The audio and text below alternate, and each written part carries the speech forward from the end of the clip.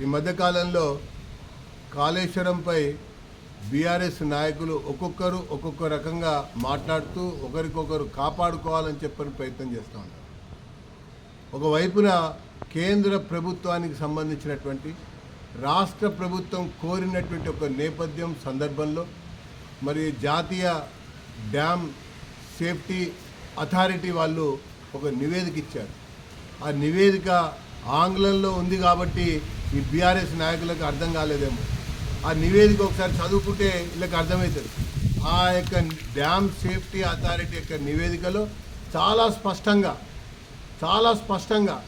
జరిగినటువంటి అక్రమాలని, నాణ్యత లోపాన్ని, కూలినటువంటి కాలం లెక్క వివరాలని, కొట్టుకుపోయినటువంటి కాలువల యొక్క సంగతిని, మొరాయించినటువంటి ఒక మోటార్ లెక్క వివరాలని నిష్ణాతులైనటువంటి ఇంజనీర్లు, అది కూడా సిడబ్ల్యూసికి సంబంధించినటువంటి అత్యున్నతమైనటువంటి ఒక ఇంజనీర్ల యొక్క బృందం, ఐఐటిలో చదువుకున్నటువంటి ఇంజనీర్ల యొక్క బృందం, దాంతోపాటు ఇంజనీరింగ్ రంగ నిపుణులు వచ్చి పరిశీలించి నివేదిక ఇస్తే వాళ్ళకంటే వీళ్ళు పెద్ద తోపుగాల్లాగా, వాళ్ళకంటే వీళ్ళకి ఎక్కువ తెలిసినట్టుగా, వాళ్ళకేం తెలియదు అంతా మాకే తెలుసు అన్నట్టుగా ఈ బీఆర్ఎస్ సంబంధించినటువంటి నాయకులు మాట్లాడుతున్నటువంటి తీరుని భారతీయ జనతా పార్టీ చాలా తీవ్రంగా తప్పుపడతా ఉన్నది.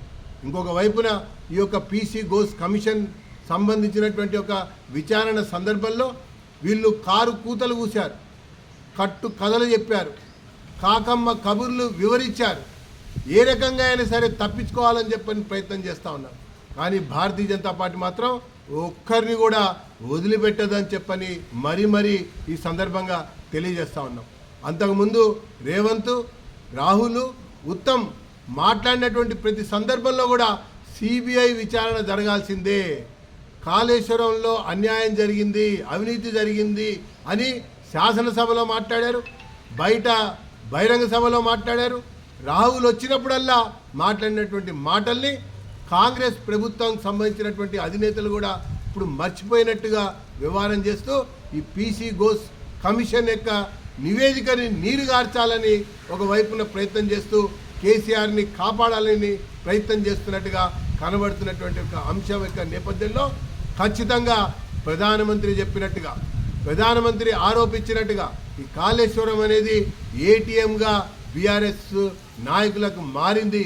కాబట్టి ఈ యొక్క కాళేశ్వరం పైన సిబిఐ విచారణ జరిపి తీరాల్సిందే అన్నటువంటిది భారతీయ జనతా పార్టీ యొక్క విధానం, భారతీయ జనతా పార్టీ యొక్క డిమాండ్ అన్నటువంటి విషయాన్ని నేను మీకు ఈ సందర్భంగా మనవి చేస్తాను.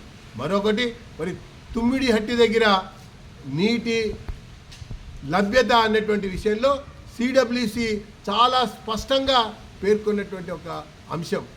మరి అది ఆ రకంగా ఉండంగా కావాలని కేసీఆర్ కొత్త కథ సృష్టించి అది మేడిగడ్డకి మార్చినటువంటి ఒక అంశం చాలా స్పష్టమైనటువంటి విషయం అని చెప్పని పేర్కొంటూ ఆ తర్వాతనే ఇది క్యాబినెట్లో వాళ్ళు రాటిఫై చేశారన్నటువంటి అంశాన్ని మరొకసారి ఈ సందర్భంగా నేను ఆరోపిస్తూ ఉన్నా అన్నటువంటి విషయాన్ని తెలియజేసుకుంటూ సిడబ్ల్యూసి ఇచ్చినటువంటి నివేదిక కావాలంటే మరి కేసీఆర్కి పంపిస్తానని చెప్పని తెలియజేస్తా ఉన్నా.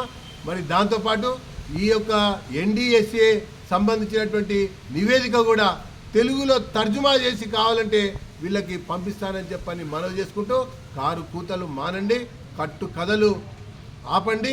మరి ఇప్పటికే మీరు చేసినటువంటి తప్పుకి శిక్ష అనుభవించాల్సిందే, మిమ్మల్ని మాత్రం ఎవ్వరు కూడా వదిలిపెట్టరని చెప్పని భారతీయ జనతా పార్టీ తెలియజేసుకుంటూ ఖచ్చితంగా ఈ అంశం పైన బీజేపీ డిమాండ్ మేరకు సిబిఐకి రాష్ట్ర ప్రభుత్వం ఒప్పుకుని తీరాలని చెప్పని నేను ఈ సందర్భంగా తెలియజేస్తా ఉన్నా. మరి ఒక్కొక్క సందర్భంలో ఒక్కొక్క సమయంలో పీసీ ఘోష్ సంబంధించినటువంటి ఒక అంశం విషయంలో వీళ్ళు మాట్లాడుతున్నటువంటి తీరు చాలా స్పష్టంగా అర్థమవుతుందని చెప్పని నేను పేర్కొంటూ వ్యాప్కాస్ విషయంలో కూడా, సిడబ్ల్యూసి విషయంలో కూడా వీళ్ళు మాట్లాడుతున్నటువంటి తీరు అవి ప్రభుత్వ రంగ సంస్థలు, దాంతోపాటు కేంద్ర ప్రభుత్వం సంబంధించినటువంటి యొక్క ప్రభుత్వ రంగ సంస్థలు, కన్సల్టెన్సీ యొక్క గ్రూప్స్, అవి అప్పటి ప్రభుత్వానికి నివేదిక ఇచ్చాయి తుమ్మిడిహట్టి దగ్గర, ఆ తర్వాత ప్రభుత్వానికి నివేదిక అడిగితే కూడా ఇచ్చాయి. అయితే ఆ యొక్క నివేదికలో వచ్చినటువంటి అంశాలని రాజకీయ కోణంలో ఆలోచన చేసి నిర్ణయాలు చేసింది కేసీఆర్ ప్రభుత్వం అని చెప్పని నేను ఈ సందర్భంగా పేర్కొంటా ఉన్నాను.